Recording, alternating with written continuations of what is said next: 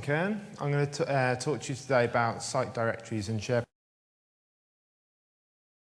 This is one of the parachute sessions, so the guy that's originally supposed to be here is stuck in the States on account of the ash cloud, so I still think this will be useful anyway. Hopefully it will be. So I'm from Microsoft. I work in MCS. I've been working with SharePoint right since Tahoe, which was the beta of 2001. So it's quite a nice trip down memory lane for me this morning at the keynote. I've worked with Microsoft for the past 5 years, and before that a couple of different gold partners. So that's me. You can get me on the blog address there, my email address, if you've got any questions afterwards. And I'm also at the Microsoft booth at the back there as well. So today's session is all about site directory. You may or may not be aware that the site directory that you used to have in SharePoint 2007 has been dropped in SharePoint 2010. So we're going to talk about why that is, what the options are for getting that kind of capability back, and introducing a solution that me and a few of the colleagues in MCS have written to kind of fill the gap, which is available on Codeplex as well. So that's what this session is all about. So there's the old 2007 site directory. And unfortunately, it's been deprecated in SharePoint 2010. There's lots of reasons for that. Basically because not many people actually used it in reality. It's kind of a nice thing to have as in a demo, but most customers built their own solutions around site directory because it didn't quite have the full amount of functionality that customers needed in order to use it. And I think along with the collaboration portal, which is one of the other big things that's kind of been dropped in 2010, it was decided better to take it out. So just a little recap of what the old site directory used to do. It's basically a SharePoint site, well, it's a site definition actually, which you created a site from. It included a link to create new sites. It included a list where all of the sites within that web application were essentially catalogued. That was called the sites list. You could have categorization, you could apply metadata to them. And basically, it had a timer job as well to scan for broken links, so it would check that sites are still there and it would mark them as hidden. I think it was hidden or broken if the site was no longer there. So it kind of, it's okay, you know, it did a good job. It provided, it's kind of a yellow pages for sites, really. So, like I say, in 2010, this has been removed mostly. So the underlying site definition is still there in the product. So when you install SharePoint 2010, you will still get the old site definition. It's only really there to support upgrades, though. So if you're a 2007 customer and you're doing an in-place upgrade to 2010, and you've got a site directory already based on that site definition, that's the only reason it's in there. So there are some sort of interfaces in central admin that connect to that, same interfaces that we used to get in 2007. However, you can't out of the box just go and create a new site directory. So if you're a fresh 2010 install, or if you've done a migration rather than an upgrade from 2007, there's no option really to create a new site directory. The intention really, as far as the product team are concerned, is that you build your own, because that's what most customers were doing anyway. So it wasn't deemed to be a suitable thing to take forward. So yeah, I mean, like I say, do you really want to use the 2007 site directory anyway? It's kind of, it worked, but it was lacking in a lot of areas. It only captured basic metadata relating to the site. One of the key problems, it didn't support updates after the site was created. So if you create a site with a certain title and description and register it in the site directory, and then you change that title and description, the two aren't in sync. So the site directory listing remains how it was originally. The broken link scan only hid the sites, it didn't actually remove them entirely, so it required an administrator to then go in and actually tidy you up afterwards. It didn't support non-SharePoint sites, so if you want to register sites that are either other intranet sites in your organisation or even external sites, which a lot of customers actually wanted to do because they wanted to have this as being the catalogue of all of the sites inside the organisation, it wouldn't allow you to do that. It wouldn't allow you to span across web applications either, so it's kind of only scoped within the one web application. If you've got multiple web applications, you needed to have multiple directories to go with that. You couldn't have used the new managed metadata service in 2010 to store the metadata. And the other key problem is it's sort of linked at the hip of the creation of sites. So if you install the site directory after you've created some sites, they won't be included in there. You have to go and manually add them in. So like I say, you can kind of go on forever about this, but there's lots of kind of holes and reasons why people didn't fully adopt this in 2007. So what are the options now in 2010 that's disappeared? The one option, and you'll see various posts on the internet about this, is you can actually make it reappear. You can change webtemp.xml, sorry, webtemp.sps.xml, and you can set the hidden tag from false to true. And if you do that and reset your IIS web server, you'll actually see the old site directory in the list of new sites. And Ben Curry's wrote a really nice blog article about how to do that. This is actually unsupported though, because that file, webtemp.sps, is a SharePoint-owned file. So if you change that, it'll work, but it's not supported. So if ever you need to raise any support calls around that, they're going to tell you to revert that back. Just before I go on, I'll just show you what I mean by that. So if you're not already familiar, you've got this list of web temp files. I think they showed them in the keynote earlier. You've got this webtemp SPS. So this is a 2010 box. If I scroll down, we have got SPS sites, which is the old name of the old site directory. And you can see by default that's true. Hidden is true. So if you change that to false, it will kind of reappear. But like I say, that's an unsupported activity. It does work, and you know, I imagine a lot of customers will actually do that, but not officially supported. And also, you didn't really want 2007 site directory anyway. So the other option is you build your own solution, which is what the product team are saying we should be doing, or we use the solution that MCS have built for you for free. Which is available on Codeplex, and that's what I'm going to kind of talk about, what that solution does, how it is built, etc. So, as I say, myself and a few of my colleagues and my team in MCS have built this site directory for SharePoint 2010. It kind of does pretty much what the 2007 site directory used to do, apart from it's filling all those gaps that I talked about. It's open source, so it's available on Codeplex. You can download the source code. You can use it as a starting point to build your own solution. We've just uploaded yesterday version 1.1, so it's kind of there to use. You can get the install files as well if you don't want to change it. If you want to use it as it is, you can just install it, and there's installation guides, etc. on there for you as well. So that's the solution. What it basically does is we've got, like 2007, we've got a SharePoint list called the site listings list. That will have an entry for every site that gets picked up. We're doing it using content types, so we've actually got a site listings content type with a load of metadata columns where we capture lots of, I think it's about 15 different pieces of information about the site. So title and description, the usual ones, but things like how much quota that you've used, what the language is, whether it's multilingual, those kinds of things as well. And I'll go through those in a bit more detail later. We have, to go with this, we have two timer jobs. One of them is the scan job, and what that basically does, as the title suggests, is it goes and it scans the whole farm. You can configure it on a web application basis, and it will scan for sites. It will check whether those sites are already in the site listings list, and if they're not, it will put a listing in there. It will also, more importantly, update the ones if they have changed. So if you've created a site and then changed it in some way, it's still going to get updated in here. You create an instance of this timer job for each web application, so you could have one for your whole farm if you wanted to as well. The other job is very similar to the broken listings in 2007. It's basically goes through each of the entries that are in the site listings list, checks whether the site's actually there or not. If it's not, it kind of marks a countdown, so you can configure how many times it checks before it actually deletes the listing out of the directory entirely. Well, I say delete, it recycles it actually, and then obviously it goes through the standard SharePoint recycling process.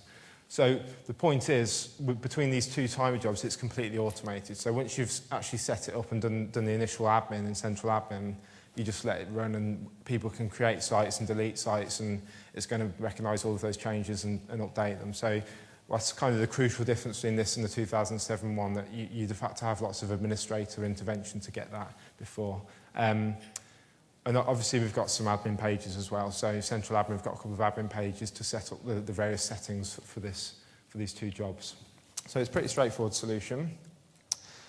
So just a little comparison here. So like I say, we store 15 fields out of the box. One of the sort of down points about the current solution is that it only gets data from the site that's there and available through the object model. So if you want to store your own custom fields, you have to then manually add those columns into the site listings list and manually maintain them. We're looking at fixing that in future versions. There's a couple of ideas we've got around that. But to be honest, that's the same as the 2007 one anyway. One of the big principles we had here is we wanted to keep the footprint really light, so we didn't want to mess around with the site creation process or start having to staple a feature to all of the site definitions or anything like that. We wanted to leave SharePoint as it was and just have this little thing running in the background. So by using timer jobs, that's the case. The only thing you create on the farm is a list, which can go in any site at all. Like I say, it's fully automated, doesn't require any human intervention. Probably the area where the 2007 one is still probably a bit better is around the views that you get by default. So it gives you some quite nice kind of slice and dice views where you can categorize the site listings. Our one at the moment just gives a basic view with the title. I think it's the title, the creator date, and the owners. That's probably an area where you can just configure your own views to suit your own environment. And in future versions, we'll do some more work on that area to make it a bit nicer. The deletion sites, as I mentioned, it keeps this missing count and recycles when we hit the threshold. The 2007 one doesn't do that. If it's not there when it does a scan, it just marks it as broken, and then somebody has to do something with that then. So the scenario is, I actually had it today when my wireless dropped out. It started deleting some of the internet sites that I got in there. And I thought, what's going on? And then I realised it's just working, so that's cool. The other key difference around the scope, as I mentioned, this can include all of your sites in the SharePoint farm. It can also include external sites as well. So it doesn't matter if that's internet, intranet, as long as it's a URL that the SharePoint server can get to, it can be included. And we've got other features as well, like exclusions. So for that scenario where you've got a really secure site that you don't want listed, or you've got just for some reason you don't want it in there, we've got that. We've got some quite neat ways of doing site owner identification as well. Because there's lots of different people the word site owner means lots of different things to different people, so we've got a nice way of capturing all of that. So hopefully, I think it's a sort of better solution than the one in 2007, and even though you can reactivate the old one, hopefully most people will choose to go down this route anyway. So with that, I shall do a short demonstration. Okay.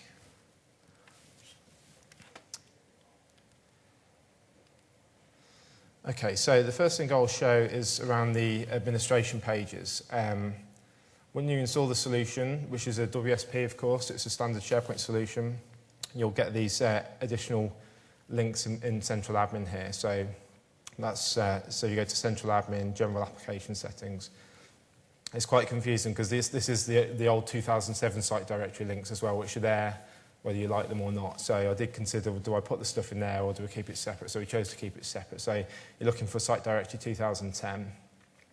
You've got three interfaces. The first one is where we configure which site you want to use as the site directory.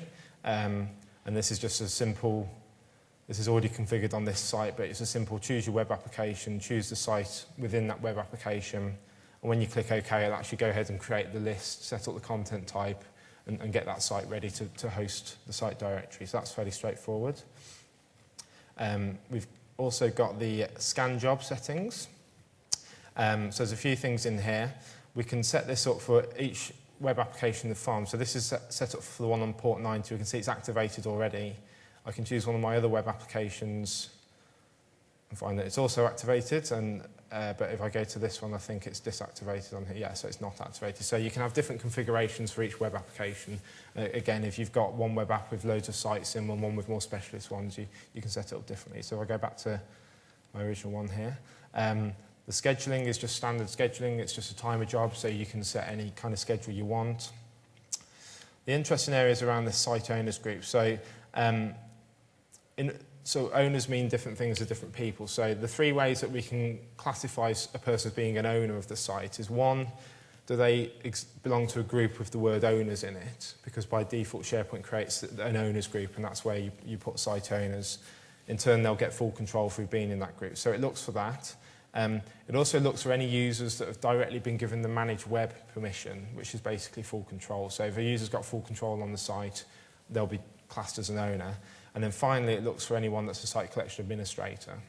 So you can choose any or all of those options. It's up to you. It depends how you've got your site security set up as to how you classify that. If you don't choose any of them, then site owners just won't get populated and it will just get left blank effectively.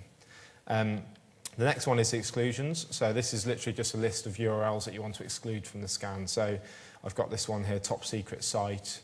Because that's in there, that won't get listed in the site directory because it's in that list there. Going on to the delete job, very similar kind of approach. Obviously, this only runs on one location. It runs on the web app that hosts the site directory, so we don't configure this. We only configure this once. And this is very simple. It's just got a schedule, and then you choose how many times the scan happens before you delete one of the listings, and it defaults to 5. So in this case, I've set it up for a minute. So if it tries in 5 minutes' time, stuff will get deleted. Now, in very large scenarios, the scheduling here is quite important because obviously if this had more than a couple of hundred sites in, it's not going to finish the last scan before it tries to start the next one. So the same rules apply as with index scheduling. You kind of need to look at the size of what you're scanning and then set the schedule accordingly. But in a typical scenario, probably for the deletion job, maybe once every half a day would be sufficient. It depends how often sites get deleted. For the scan jobs, maybe more frequently. Again, it depends on your site creation processes and how that works. But for this environment, it's set to every minute at the moment, just so we can see the live demo. So moving on to the site directory itself.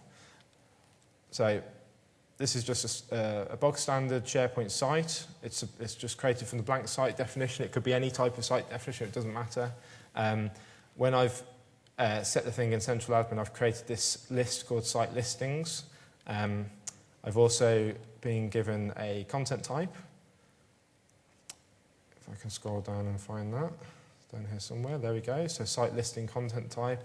And that then includes a column for all of the pieces of metadata that we're going to capture for each site. So it's fairly basic. One of the things we're looking to do in the future is have different content types for different types of site.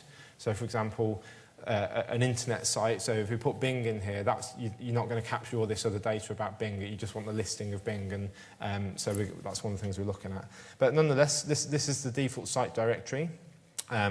These are all of the sites we've got listed in here. This is live now, so what I'm going to actually do is delete all of these list items, and then in the future, well, unless you can see it coming back already, the timer job's running every minute in the background here, so it's going to actually populate the site directory when it next runs. Whilst that's happening there, I just wanted to point out a few things. So we've got a French site here. This is actually, if I click onto here, this is using the nice new multilingual UI in SharePoint 2010. So you can see this is entirely a French site.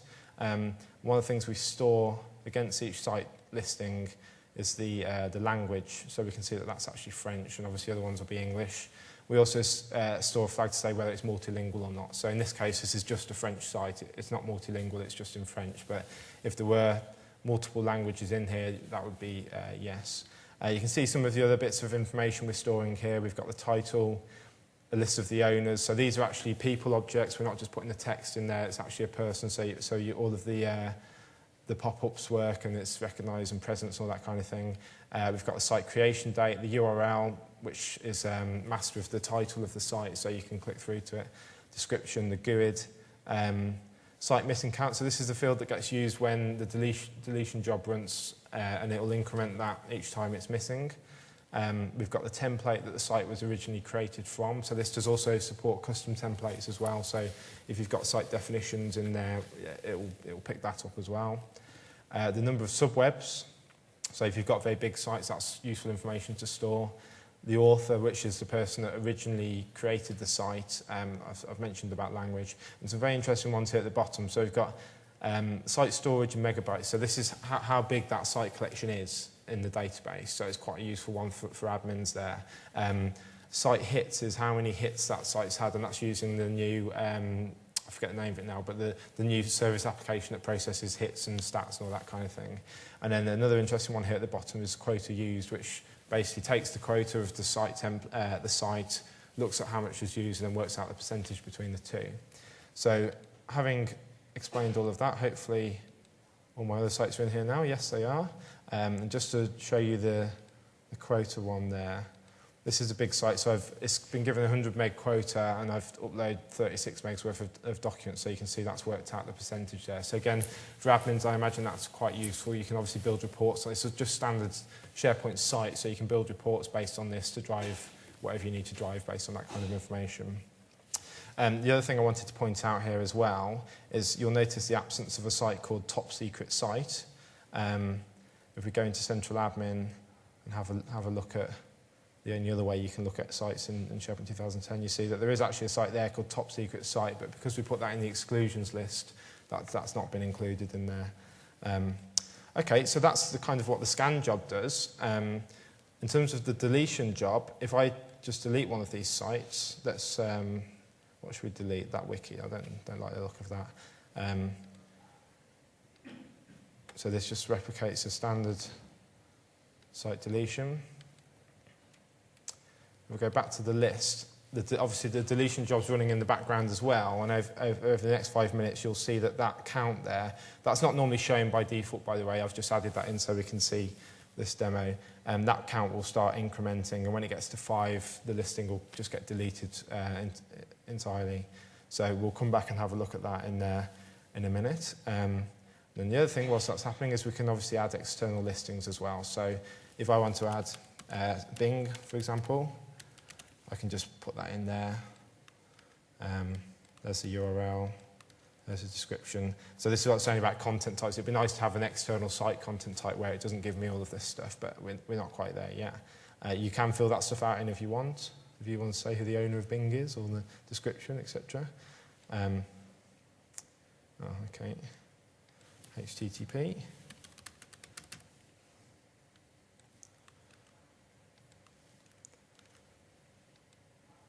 There we go, so that just adds Bing in there. So that's treated just like any other site and people can search for it. Obviously, because these are list items, they'll show up in the search results because they're just standard SharePoint list items and so on. Okay. Right, so going back to the slides.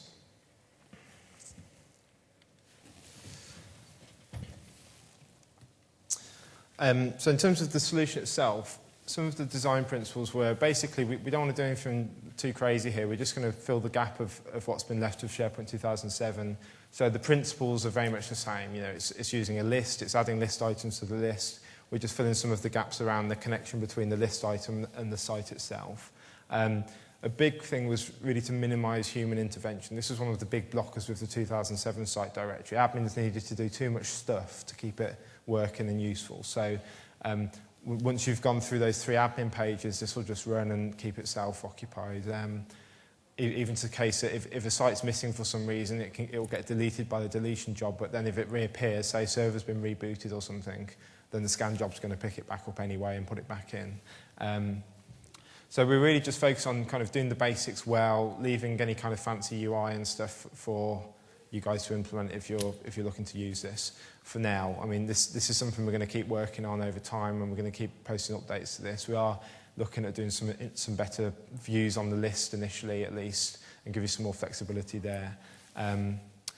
As I said earlier, it's a very small footprint. It doesn't affect any site definitions or any site creation forms, so your server admin shouldn't have too much trouble installing this. It's just a standard WSP file as well, so it's pretty straightforward to install. And obviously adopts best practices as much as possible. It's all developed in Visual Studio 2010 using the release candidate in C#. It's a single solution package. I know this is not a development session, but I thought it'd be useful just to go through what's actually included in the package in terms of what gets installed on your server when you install this. So this is the actual Visual Studio solution. The first thing we've got is basically a feature for each of the a feature for the delete listings job and a feature for the scan job. We've also got these 3 central admin pages as well that get deployed into the _admin area. We've got a feature here which kind of puts the links in central admin as well. So when that gets activated, it puts custom action links in there. We've got an image, resource files, so you can make it multilingual if you want to. So it's just English in here at the moment, but all the error message text and the kind of text that you see on screen all comes out of these resource files, so those can be changed if you need them to. We've got a site listing feature, which is basically content type with all of the fields in there as well. So obviously that's what gets activated when you actually configure the site directory. We've also got the site listings, list definition, and list instance feature as well, which is obviously where the listings get put, and then various other C# files for the actual code as well. Code's been, again, it's been tried to keep it quite generic, so it's relatively small methods, all that kind of thing, so it can be extended relatively easily. That's the plan as well, at least. The other thing I just wanted to show you was I don't know how much people have seen Visual Studio 2010, but this is the new kind of packaging explorer where you can see what items are inside the WSP and what items aren't, and you can kind of drag and drop. I won't do that now, but just thought it'd be interesting to show you that. In terms of DLLs, it's just a single DLL, so that you only have one DLL installed in the global assembly cache. So again, relatively small footprint is the idea.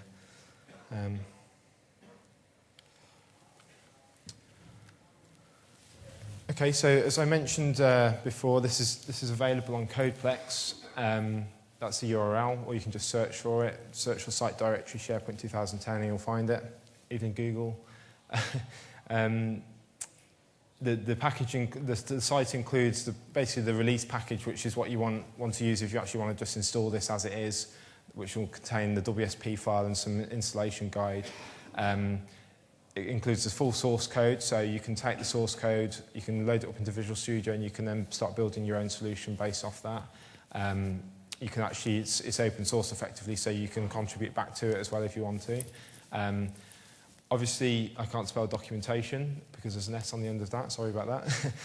It includes documentation as well, so we've got a fairly robust install guide, solution description as well. So you should pretty much just be able to give the zip file to your admin guys and tell them to install it, and they shouldn't have too many troubles. And if they do, we want to hear about it because we want this to be really easy to use.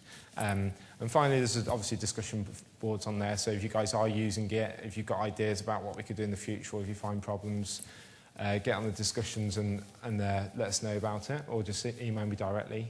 It's released using the Microsoft public license, so effectively this is sample code, is how it gets released. You can use it as sample code, you can use it as is, it's up to you guys, but it's basically an open source license, so there's no commercial complications to worry about here, apart in terms of Microsoft at least. Okay. So I thought I'd run through a few frequently asked questions. So when I first sort of announced this internally, I got a whole load of questions back straight away. I thought I'd go through those just because I thought, maybe you're thinking the same thing. So the first question was, why not just use the 2007 site directory? It's there, you can activate it. So I think I've probably covered that, but the main thing is it's not supported. So if you're making that web temp change, you're actually putting yourself into an unsupported scenario. And also, I'd like to hope that this solution's a bit better, really, than the 2007 one. I think it's a bit more, includes a few more features, and hopefully over time, when we start to add to it, it'll be a more compelling choice. Another great question that came back, actually, from one of the guys that's presenting here, Neil Hodgkinson, was why not just use search? So why not, search already scans all of the sites because it's doing its indexing, why not use that? Which is kind of a good point, but the problem with search is it will only scan the basic site data, so it will only scan the title, the description, the URL. It won't do the stuff like the quota template calculations, the language, those kinds of things, because it doesn't have anywhere to store that information. So that was one reason. I mean, certainly you could use search, but you'd also need to have a list or some kind of database or some way of storing this additional data. So why not just use a list in the first place is the theory there. Another great question that Neil came back with was how will this scale? So, will this handle hundreds of thousands of sites? The first point there is currently it only includes site collections. So if you've got a site collection with 10 subsites, you're only going to get one listing here. That was actually a design decision, but we've had some feedback that it might be quite nice to at least have the option to include subsites as well. So that's easy enough to add in, which we're going to do at some point. But we think this will scale really well because it's just a SharePoint list. So we're only really bound by the scale limitations of SharePoint lists. I'm sure you've all heard about the huge volumes of list items that we can now support in 2010 with the various key filters and views and things that work we've done there. So there really shouldn't be any scale issues in terms of the site directory list itself. Obviously, if you take it out of the box as we've got it and you try and put 200,000 items in there, you might want to try and tune the views a little bit, but there's really nothing to worry about there. In terms of the timer jobs, as I mentioned earlier, the more you're scanning, you need to just look at your schedules and make sure that you've got an appropriate schedule. So if you're trying to scan 200,000 sites every minute, it's not going to work, but you just need to tune it accordingly. But yeah, we think it will scale just fine. And certainly it's same as the 2007 in terms of architecture, so it will have the same limitations of that. Another great question was, why not use a sandbox solution? I don't know if you guys have heard of this yet, but one of the new features in 2010 is this thing called a sandbox solution, where effectively you can install a solution but only have it installed on the site collection, so you don't have to go anywhere near the servers themselves. The admins don't need to worry about it. It's kind of an isolated way of installing solutions, which is a really neat feature, but there are limitations about which parts of the API you can use in a sandbox solution. And because we're doing kind of farm level stuff, it couldn't have worked as a sandbox solution, unfortunately. Sandbox solutions are pretty much restricted to things you do within the site where it executes. So if you're trying to access other sites or other web applications and things, you can't do that. So that's why it's a farm solution, not a sandbox solution. Should this have been a service application? Probably yes, it should have been, and I'm a bit annoyed with myself that I didn't build it as a service application. So for those that haven't heard yet, one of the big changes in 2010 is the SSP's kind of disappeared, and we've now got this thing called the Service Application Framework, which is basically a much more robust way of doing what the SSP used to do. And this kind of probably should have been a custom service application, and we're going to look at doing that at some point in the future. There's nothing wrong with timer jobs. Timer jobs are just fine. It's just having a service app gives a lot of admin kind of plumbing over the top, which should be quite useful in terms of connecting this to other SharePoint farms, that kind of thing. So right now, this will only really work within the context of a single farm. If you've got lots of different farms and you want to have them all in the same site directory, this isn't going to really work at the moment, but using a service application, you could make it work. So that's probably something we're going to look at in the future. Another key question was around where we're storing this metadata. So we kind of had two approaches. You either have a central list with it all on, which is detached from the site, so you could somehow put some kind of hidden list in the site itself and store the metadata there. The advantage to that approach is that the metadata is with the site, so wherever that moves to and whatever happens to that, it's still got the metadata. But the downside, it would have meant us doing feature stapling onto the site definition, and just we wanted to keep the footprint really small, so we decided that a central location was better. We think it gives us more flexibility anyway, so if you want to do a view across all of your sites that have been created by this owner or created in the last 30 days or any of those kinds of things, it's going to give you the opportunity to do that. Okay, so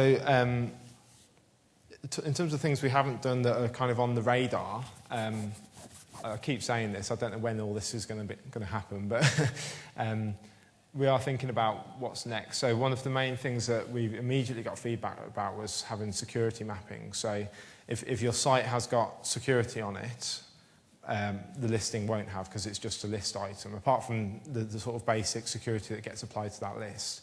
So one of the things we're looking at doing is saying, well, who's got at least read access to the site, and then give only those people read access to the listing as well. So if you can't get to the site, you won't be able to get to the listing either. That's something we're looking at doing. Another thing we're looking at is the top sites flag. So SharePoint 2007 had this, where you could kind of take sites and highlight them as being top sites. We don't have that. It would be dead easy to add that as a configuration change, but we're going to put that in the core list definition anyway. One of the things we're also interested in is sort of full multilingual support for the site listings themselves. So at the moment we can tell what language the site's in, and we can tell you whether it's multilingual, but the listing itself is all in English at the moment. So we're looking at whether we can make that multilingual to support multilingual scenarios. Another interesting suggestion was having a site creation workflow. So at the moment you create your SharePoint site, this will then scan it and pick it up. One of the big problems at the moment is this will only pick up the data that's in the site already. If you want to, say, add some corporate, what function this belongs to, which is assigned to the managed metadata service. Right now, you have to manually do that. So you have to manually add the metadata service in, manually go through each of your listings and say, well, this is in function X, this is in function Y. So one of the things we want to do, if we had the site creation process, we could kind of bundle all of that in. So if you manually create a site listing, that then goes on to create the site itself and therefore gives you the opportunity to have this metadata. So that's something we're looking at. We're also looking at improving the actual form that you see when you load the full site metadata, so we can use InfoPath there to do something with that. Approval's another option. So right now, when the scan picks up sites, it literally just creates a list item and it's there for everyone to see straight away. Some customers may prefer to have some kind of approval process before that gets made visible. Again, all of these would be things you could turn on or off, but that's something we're thinking about as well. The other thing, the thing where I think this really falls down compared to 2007 right now is around the list itself and the views that are on that list. Right now we just have that very basic view and it's down to admins to kind of configure the list and make their own views. So we really want to include some kind of interesting views like sites created in the last 30 days, site grouped by template, those kinds of things, and we're going to include some of that stuff by default. And as I mentioned earlier, we're looking at having multiple site listing types, so using content types a bit more intelligently, so you can have different types of sites listed in there and have different metadata for each type of site, obviously aligned to the site templates themselves. So those are some of the improvements around the list. Around the scan job, we're looking at including subsites. So right now it's just site collections. We're looking at having an option of including subsites. I don't think that would be that popular, but there are some customers already that have kind of said, well, actually, yeah, that would be quite useful. I mean, the problem with it is it will flood the site directory, but you know, if that's what you want to do, that's up to you. The other kind of more interesting areas around web parts that go in the sites that have been scanned. So we've got this concept of a site data web part where if you're in the site directory and you click on a site and you go off to the site, you then can't see all of the metadata that the site directory is scanned. So we're looking at building a web part that will show you that metadata, basically. And you can even take it one step further and have you be able to edit the metadata from within the site itself, and that would get over this problem of sort of non-standard fields getting added. The other item along those lines is kind of a pester block, something that if you've added, say, function to the site directory, but obviously you want people to fill that in, you could have a web part that pops up and pesters people effectively to say, go and fill in the function for this site. So those are some of the, obviously we could make them kind of very nice, Silverlight, we could use all of the nice, I was going to say ribbon, but that's not allowed anymore, Fluent UI, stuff that's in SharePoint now. On the admin and deployment side of things, although the deployment is quite simple at the moment, it's still kind of the process for deploying a solution. So you kind of get out the command console, you run sys-admin add solution, and then you go and deploy it in central admin, and then you go and configure those few admin pages. And kind of, that's fine, but we really want a single-click deployment. So we're going to look at, you literally press a button or run a script, and it will deploy the whole thing for you in a very default configuration. Just to make this really easy for people to get to use. And the other big one is, as we mentioned, is around using the service application framework. We're thinking of redeveloping this to use that. That will make a bit more scale-out options. Okay, so that's the talk. I know it's a little bit under the time, but you know, I only had a day to prepare it. So, if there's any questions, I'd be happy to take questions now. Yeah.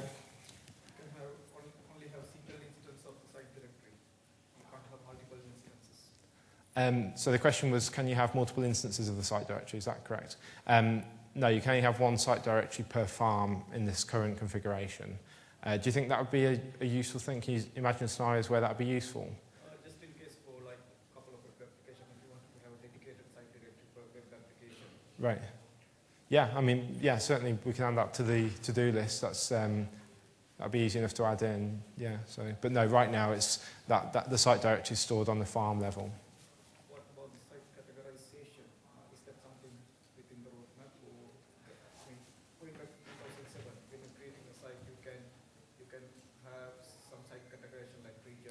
Yeah. Okay, so the question was around site categorization.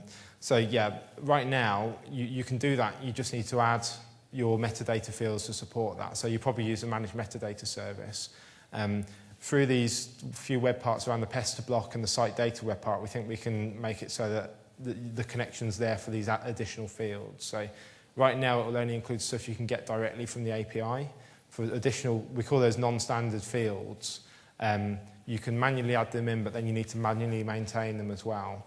But like I say, in the future, hopefully we'll have this pester block thing which will fix that gap. So not quite there yet, but nearly. Any other questions in the room here? No? Okay, so with that I shall close and like I say, install it, let us know what you think. Thanks very much.